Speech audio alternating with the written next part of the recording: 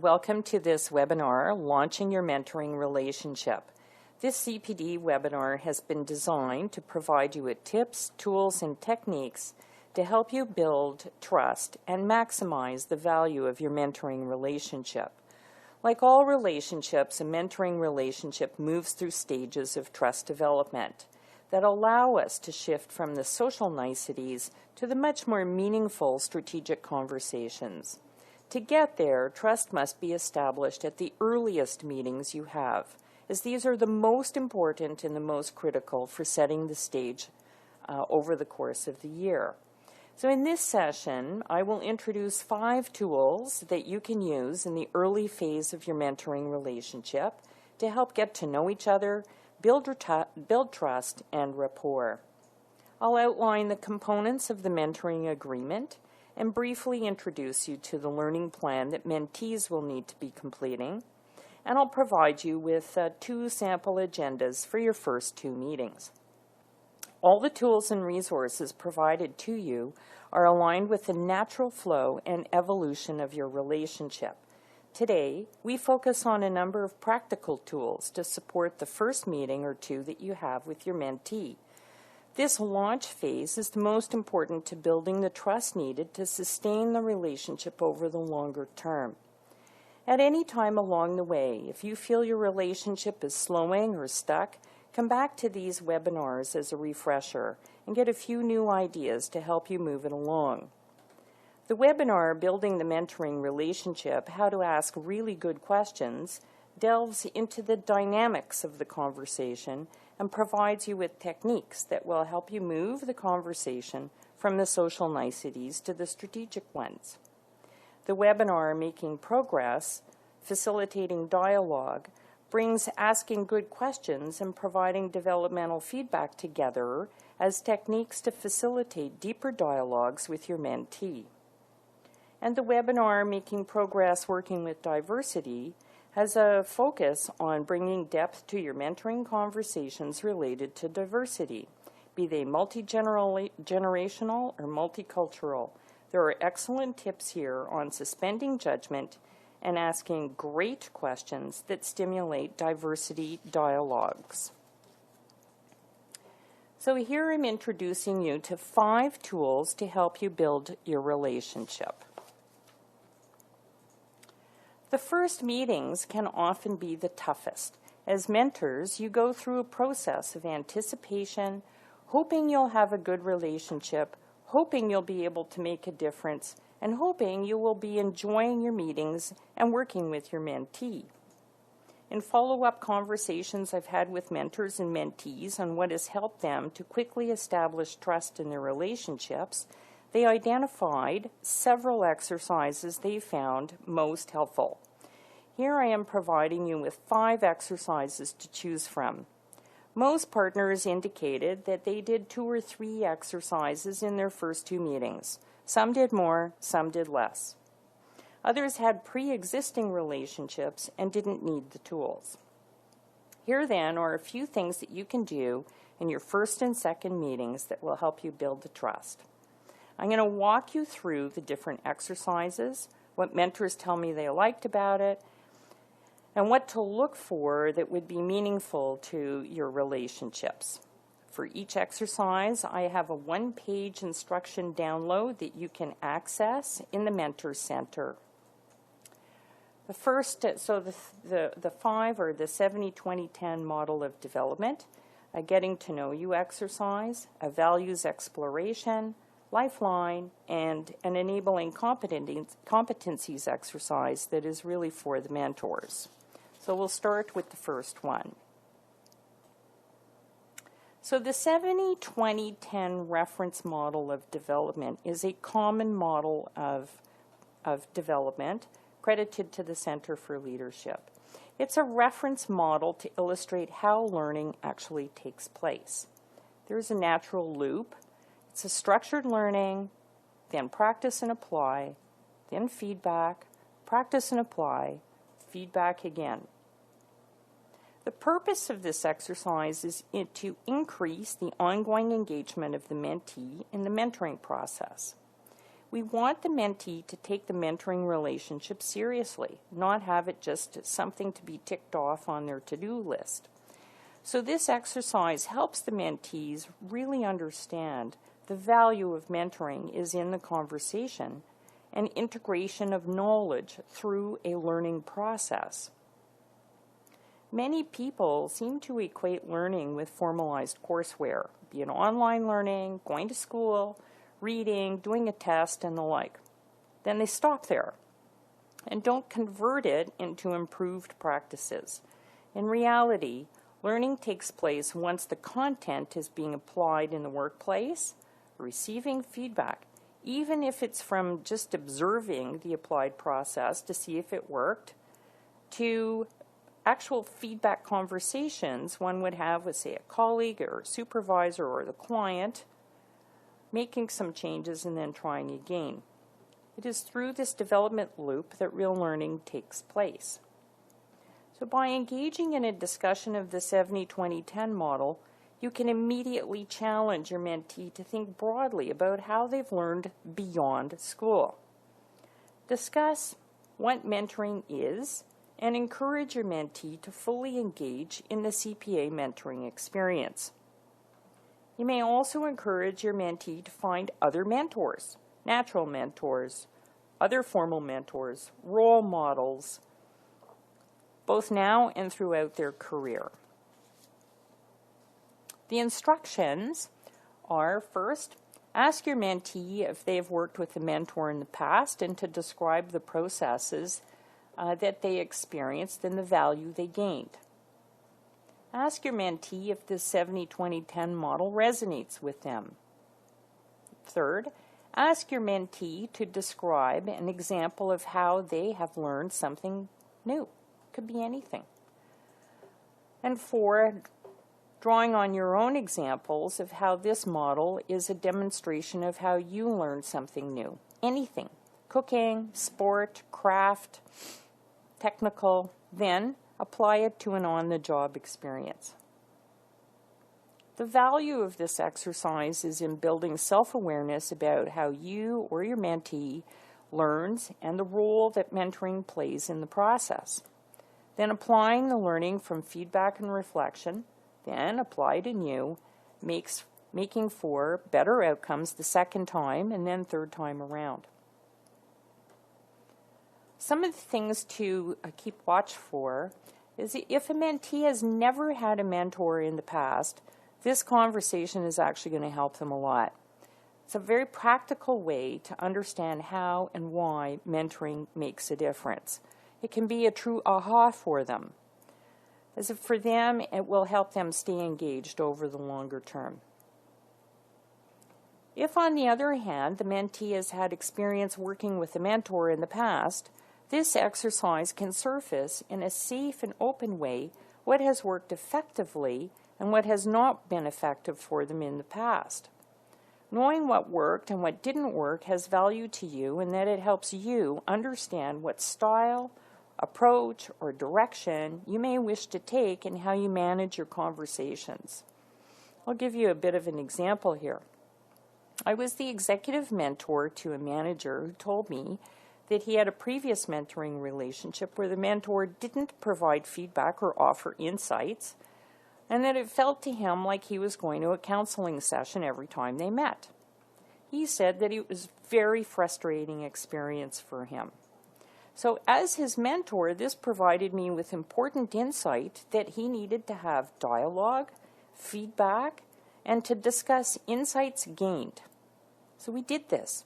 We actually did this at the end of every meeting that we had. And it worked because I understood what his needs were. I was able to shape and guide each conversation so that we could wrap up our meetings with a final question. What did you gain from our conversation today?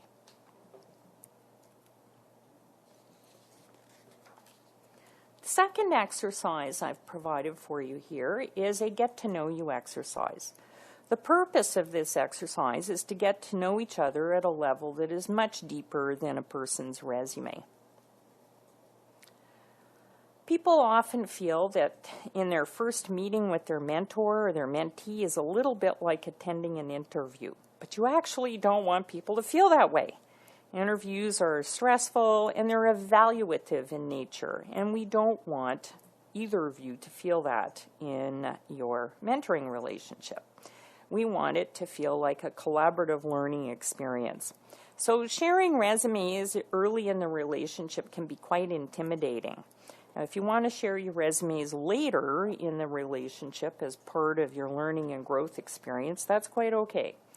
So what we want it to be is a more collegial and relaxed experience that reduces the need for the mentees or mentors alike to be on their guard like they would in an interview. So here we have some instructions. So share the tool with your partner and follow the 4 steps. I'll walk you through them. Step 1 is to describe the highlights of your personal life, as these set the foundation of what is important to me. What I want you to look for here in the conversation or the dialogue is what people choose to talk about from their personal life. They are often significantly personality-shaping events. You'll find patterns or indicators of core motivators and drivers of how the individual has approached their life and their career, even why they chose accounting, why they live where they do, the type of organization they work for. So many things can be found here. The second step is to describe the highlights of your career life, as these set the foundation of how I approach decision making. So what you're going to be looking for here, well, it's similar to the first step, but it's with a twist. The focus shifts to career choices, mobility, specialty, any possibility related to career, and how one approaches decision-making. Again, you'll find patterns or indicators of what is important. You may hear about being in charge, being a member of a team, being a part of a large organization, being part of an entrepreneurial organization. You may hear about previous careers and making a career change, or about being an internationally trained professional, recertifying. Understanding how one approaches decision-making will tell you how they might manage their priorities, how they might manage and approach risk-taking, how they might deal with organizational dynamics, the small p politics of organizations. All this information builds your mentee's self-awareness and provides you with valuable insights about how they will approach problem-solving, learning, sharing, deciding on how they will deal with ethical issues, so many things. And you'll have early indicators of these areas just from these 2 first questions. The third question, step 3, over the years there have been people who have made a difference to you. Describe how it influenced you. Here you're going to be looking for a few different things. I find this question gets people to think deeply about the influence of other people in their lives. It helps to bring home the message that no one is successful alone. To help trigger the thinking process, you can suggest they think of people like maybe a teacher, a guide, other mentors, sports coaches, a guru, a grandparent. Through the story told, you'll hear about the so-called mentors' underlying qualities, such as the person believed in me, or they inspired me to go in a direction I didn't think was possible for me. They trusted me. They didn't judge me. They were forthright with feedback. I trusted them. Surface the messages you hear. Capture them. Feed it back to your mentee. It might sound like what I'm hearing you say is that this person really believed in you.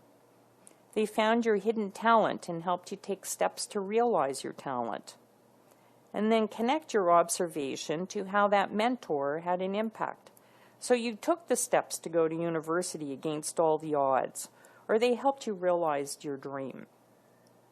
It's a great opportunity to provide feedback. In step 4, what I would like to get out of the mentoring relationship is or are. So what to look for here, So at this early stage in the process, you now have an open, insightful, rich conversation that can move to identifying some of the things you would both like to get out of the relationship. This will likely surface some of the top priorities to focus building the enabling competencies. As well, it provides you mentors with the opportunity to talk about what you would like to get out of the relationship. It's important for you to talk about this. It's common for mentees to wonder what the mentors get out of the relationship. So when you talk about what you want to learn yourself, it reinforces that there's mutuality to the learning. And it's more likely that both you and your mentee will stay engaged in a meaningful way. So this is a very powerful exercise. The third exercise is values exploration. I'll set the context here for you. Feedback from other mentoring partners identify that the values exploration exercise is one of their number one tools to help establish trust very quickly. And it's worth noting that this values awareness is a core leadership skill. So a little bit about trust first as a background. There are several stages to building trust. The first stage is quite foundational. In this stage, we're looking to have confidence that we're safe in the relationship. We observe and listen to history, for personal history, for things like how someone treats other people, how they talk about their personal interests. It's through these conversations we determine if our partner is reliable, fair, gives credit where credit is due, and if I can trust and confide in you. It addresses questions like, what do your tough times say about you? Do you remain true to your own values? Do you own your own problems? Do you seek out resources and accept support when you need it? Have you made tough choices along the way? The discussions about what is important to you, how you live your values, accelerates movement through this first stage of trust building. At the second stage of building trust, you're more concerned with consistency. People have a desire for predictability, reliability, consistency in their relationship. So the question here is, does the person do what they say they're going to do consistently? This is the type of trust to be experienced in great mentoring relationships. That's where you want to get to. So when we experience this consistency, we don't have to think about the relationship anymore. It'll have a natural flow to it. It's really quite a wonderful experience. So understanding values are at the core of establishing and building trusting relationships. And it's all relationships, not just mentoring. So people approach the world of work with different expectations, different personal and work values. And the values are the foundation of how we show up in the world. So our behaviors, our attitudes, and our beliefs are all outward expressions of our values. And yet people find it very difficult to identify and describe their values because we don't think about them. We don't think about them unless there's a significant event that actually brings them into awareness. And usually it's like somebody tramples on them, and then we go, aha, we need to get things back on track in a different way. So people establish trust quickly when they understand each other's core values. So in the values exploration exercise, what you see here is a little snapshot.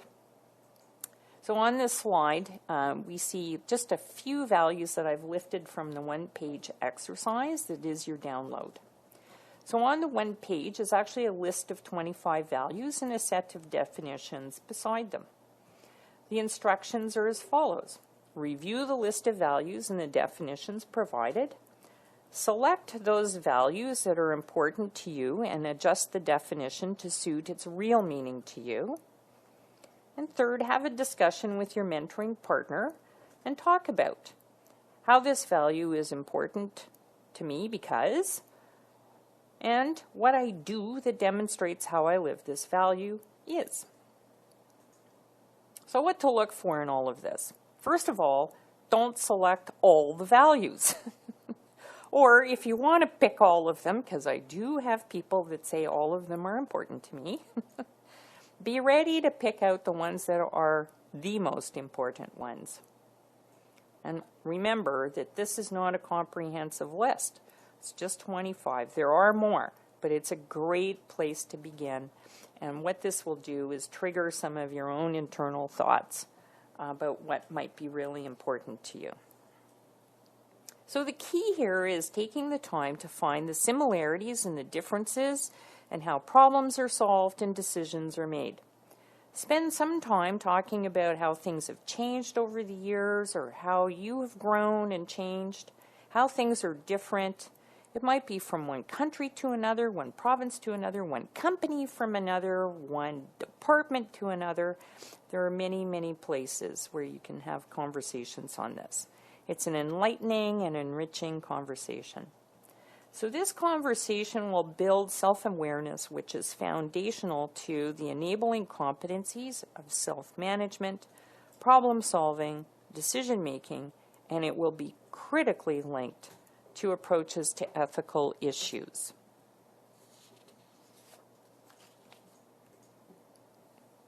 This next exercise is, number 4, is the lifeline exercise.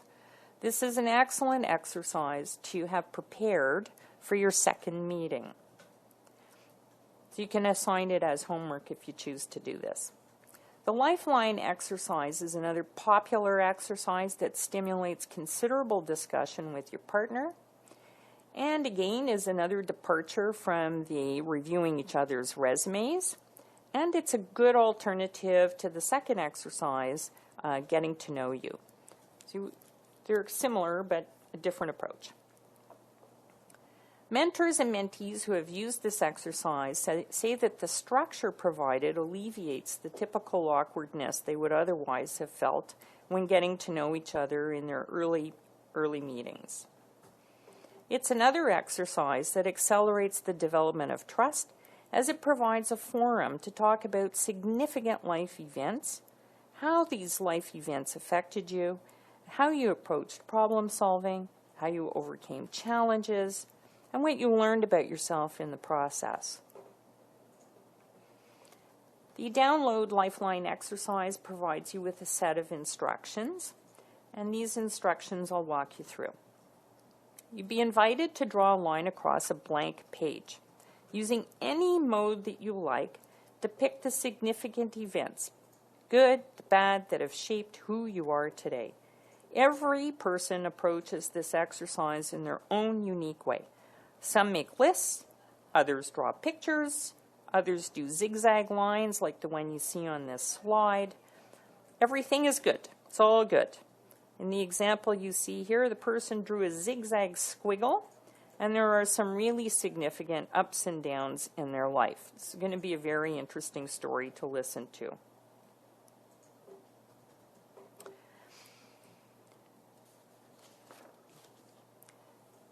Now what we want each of you to do is to pay attention to these events that have had impact on your development. Expand more on the notes that you've made regarding the lifeline and identify those opportunities that help make a difference, help you grow and develop. Identify the obstacles that got in the way of your progress. Note the unexpected delights, the events, the experiences that were not planned but were fantastic. And then move to the discussion with your mentoring partner. What were the key learnings and changes to your thinking and behaving along the way in your life? What discoveries do you have about your core strengths? What are your personal learning priorities? What new learning emerges for you as you complete the exercise? So some of the things to look for in the conversation. Talk about what factors contributed to the ups and the downs. How you and your partner got out of a down, and what did you do to create an up? And what was the context of the change? And what was learned in the situation? So there's kind of two things to be attentive to with this exercise. Some people have experienced a traumatic life event, and they may wish to share it with you. That can be quite revealing at a very early stage of a mentoring relationship, so it's important that you simply listen. Hold the shared information like a fragile gift. So don't really make a lot of comment about it. You may thank them for sharing and trusting you with such a confidence. Then move that conversation to the steps that they took to move forward with their life. Talk about some of the things that you hear, like it took courage, it took strength, it took perseverance, it took reinventing myself, whatever it might happen to be. A second observation with this exercise is that people often struggle to take personal accountability for how they got themselves out of a down on their lifeline. It's not uncommon to hear things like, someone else did this to cause me harm, or someone else did this to place blame, someone else did this to help me out, which is an attribution of success to someone else.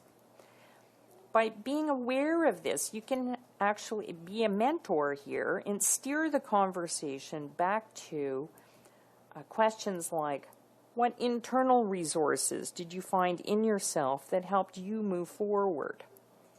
Or what did you learn about yourself from this situation that helped you move forward?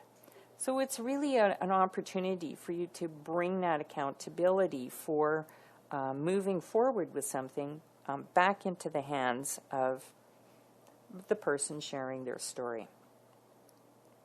So the sharing of your stories here really accelerate the development of trust in your relationship.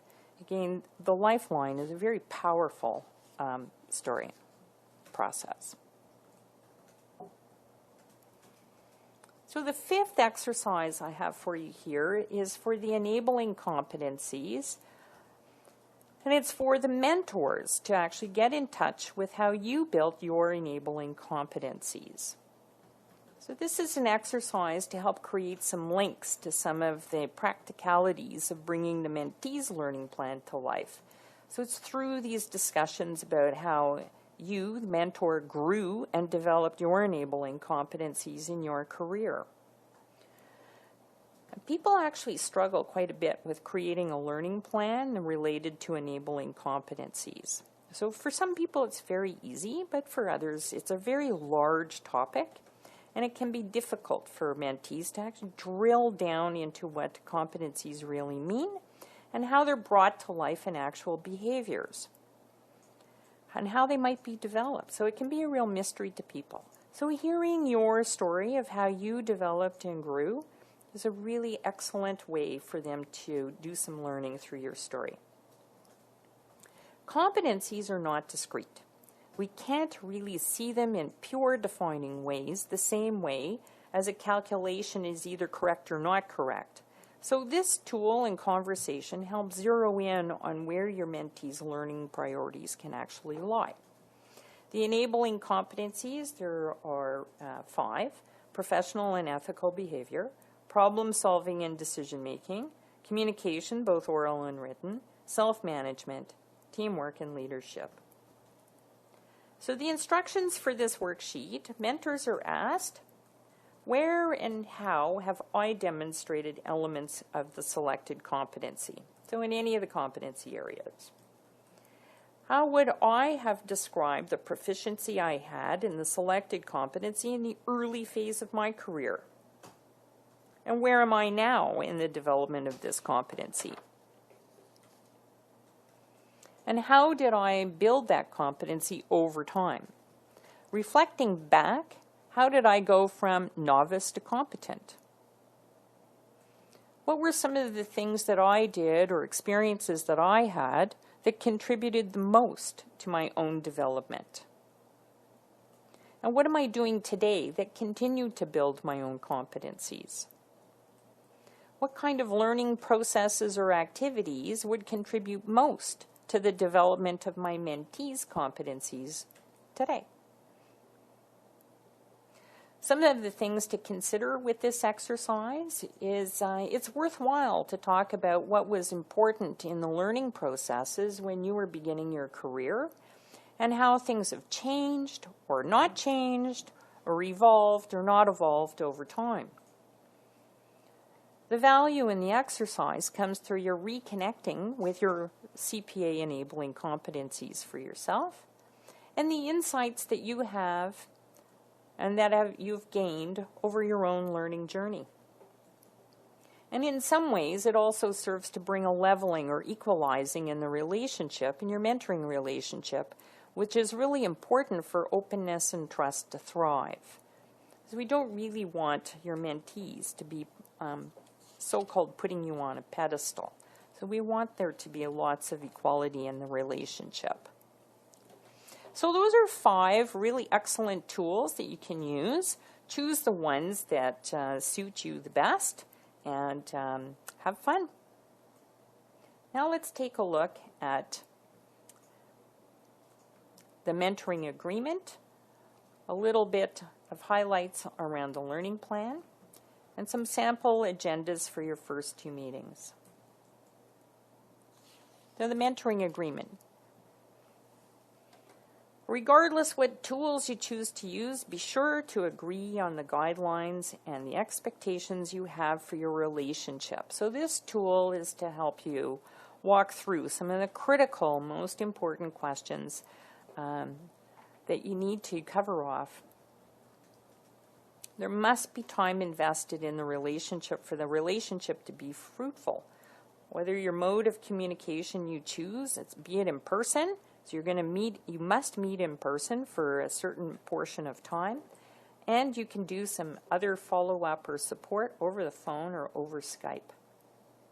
You need to have a schedule to meet and keep yourselves to your schedule.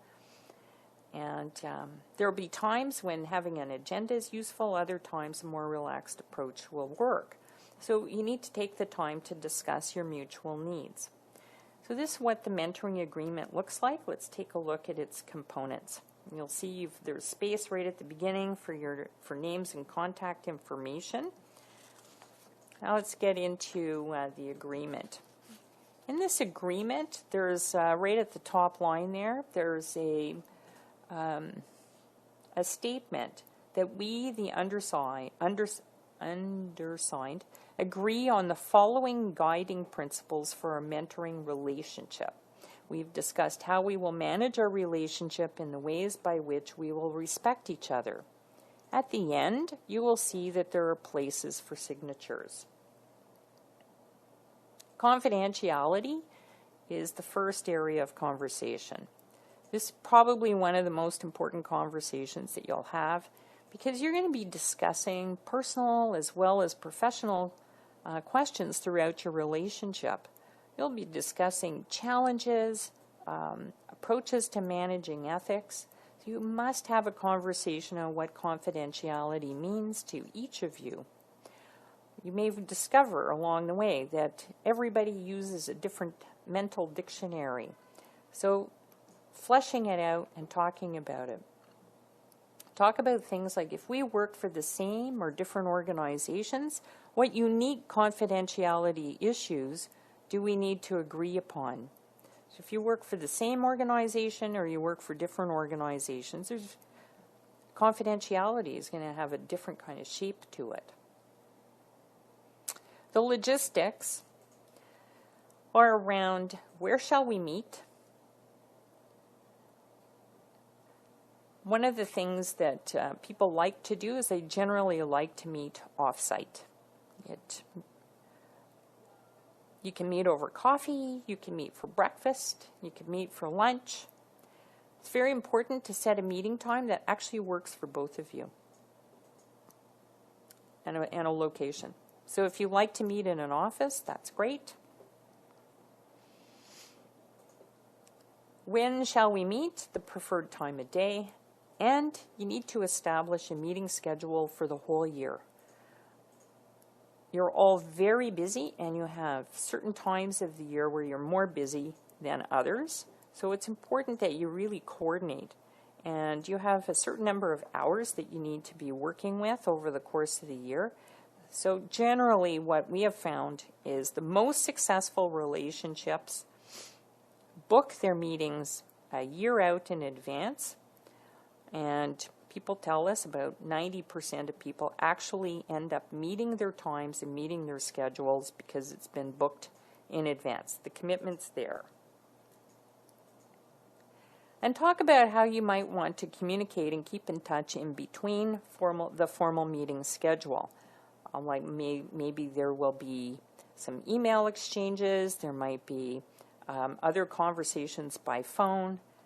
There's lots of different ways to maintain and stay connected to each other. Talk about your expectations. What are some of the expectations we have of each other that will help us build and maintain our mentoring relationship? Some people like lots of intercession follow-up. Some mentors like a just-in-time approach. Some people like lots of structure. Some like to have a confirmed agenda for meetings in advance. Others are much more go with the flow. So you need to talk about your unique style and your needs here and be on the same page as to how you're going to manage that. How do you like to give and receive feedback? Some people are very forthright. Other people are much more reticent. Some people want you to just be really cut and dry and clear. Others want you to be much more empathetic. So it's very important to talk about communication style. So I need to know how to provide the feedback to my mentees so that they can actually receive it well. And how are we going to deal with conflicts as they occur?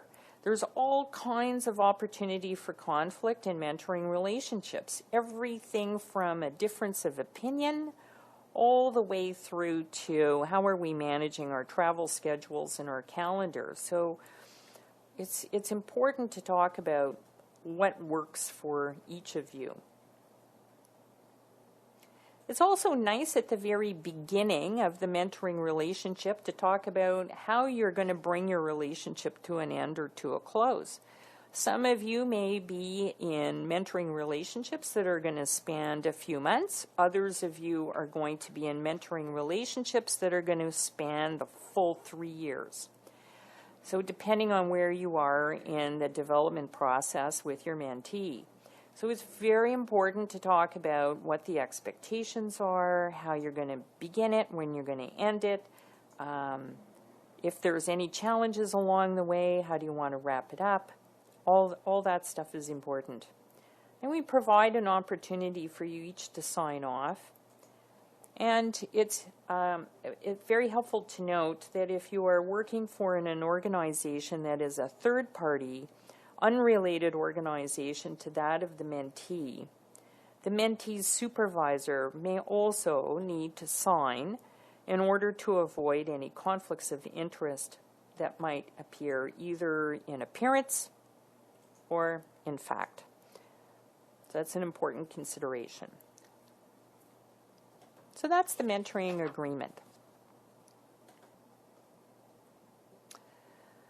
The mentees are going to be required to prepare a learning plan. And learning plans can be quite difficult to develop, and mentors may need to provide assistance at some point over the course of their relationship in the actual drafting of the plan. And there are some tools and resources that are available to you. So mentees are creating their learning plan.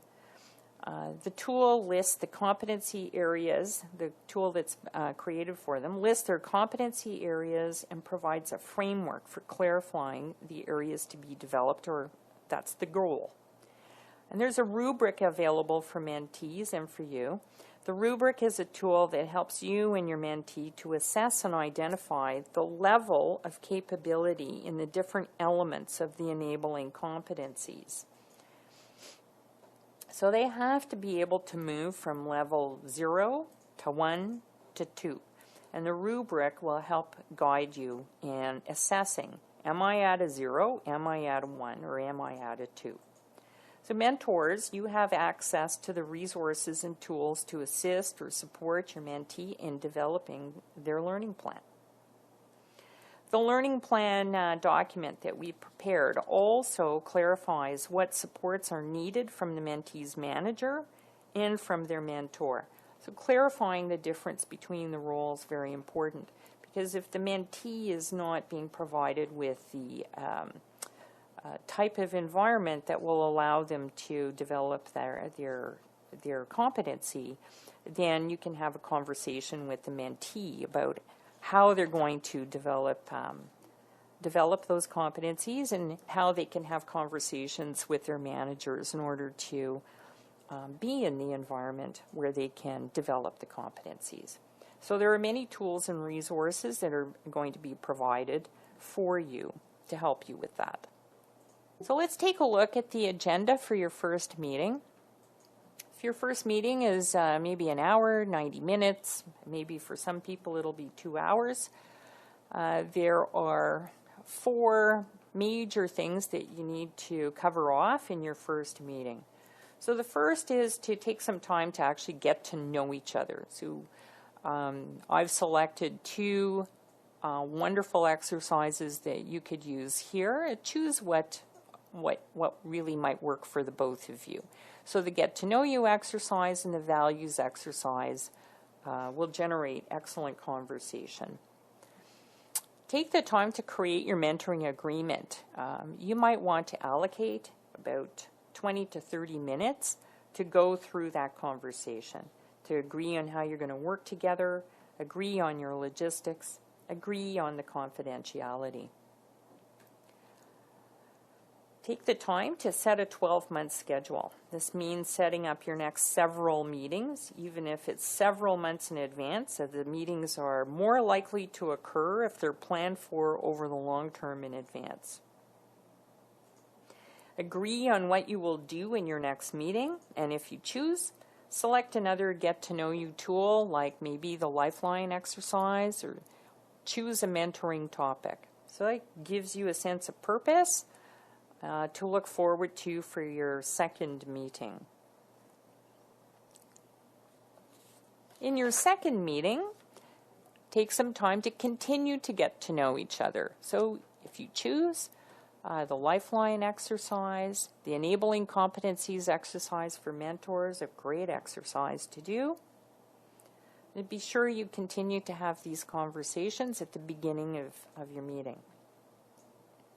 So as your second meeting will likely be a continuation of your first meeting as you build trust in your relationship. You may have selected a different get-to-know-you exercise to complete, or you may need to be working on or finalizing the learning plan, or review the enabling competencies, or you may have a mentoring discussion topic already in hand. It's not uncommon for the second meeting to have a significant portion of time continuing or to be dedicated to getting to know your partner much more. It's also possible that you're going to move directly into content. Your partner may be facing an ethical dilemma already, and you have some wonderful material to work with for that. It's to be expected. So if there's any variety of things can actually happen in your second meeting. And if you have a good foundation already in hand because you've known each other for a little while, you may launch directly into your learning topic and you're up and running. One of the things that you'll want to be doing in this second meeting is actually working with the what, now what, so what reflective model, and integrate that in as part of the discipline of your conversations. And then when you wrap up, you're confirming your now what, which is the next steps, next meeting. Some people are so well organized that they even have an agenda already organized for the third meeting. And determine who's going to do the logistics, the follow-up, find a room, find a location, book space, decide on whether you're going to have coffee or not, whatever. So all those little details are actually very important.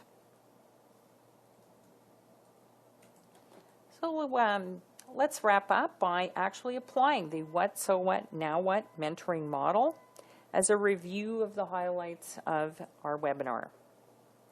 So the what is a review, a rewind, a reflecting back on what has happened today and how did we do? What were the highlights or key points of this webinar for you? We introduced 5 tools to build the mentoring relationship. You may choose to use any or all of the 5 different tools. We discussed the mentoring agreement, and you have that tool that is available to download for you. We introduced at a very high level the learning plan, and you know that there are 2 tools available for you there, both the learning plan document and a rubric. And we introduced an agenda for your first 2 meetings. So the so what is the process of achieving insight. What is the most important insight you're taking away from this webinar? So what are you going to, and then now what? What are you going to do? The commitment for new actions, new behaviors, new ways of seeing, doing, being. What will you do to build trust in your first 2 mentoring meetings? So you have some direction and you have some tools and resources available to you.